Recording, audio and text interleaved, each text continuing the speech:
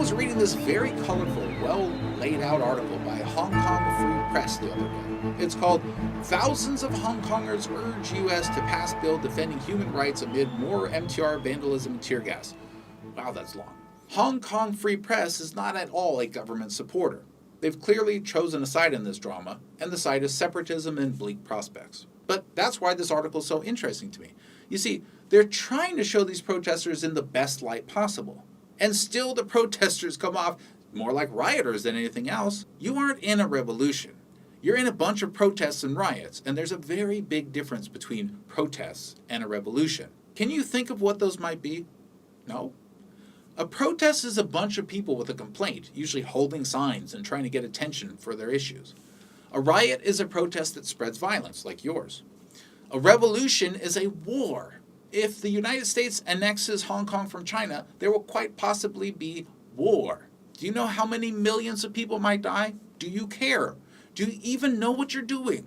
Is the mask you're wearing to prevent you from being executed as a war criminal when it's all finally over? Do you understand anything at all about history? This is so frustrating. And speaking of rule of law, the cops clearly tell the protesters they cannot cross a police line. So the protesters who want rule of law were fine with that, and they just went on the approved path.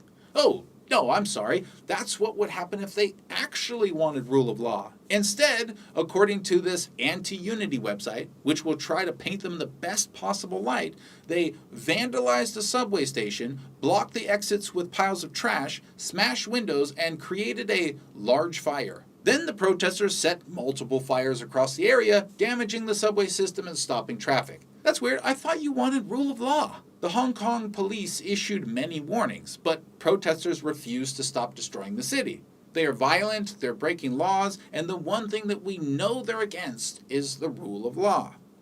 Tear gas was used, and protesters claim people died, but there was no proof. Kinda hard to hide dead people. And then, here we go again. This right-wing protester is wearing a ninja outfit and smashing through windows. No one is provoking Shinobi here. It's so obvious at this point that these are unprovoked acts of violence that even this anti-unity article has no choice but to show the crimes. And then we see a typical kind of tweet from the anti-unity crowd. Tear gas fired outside Sogo. Why?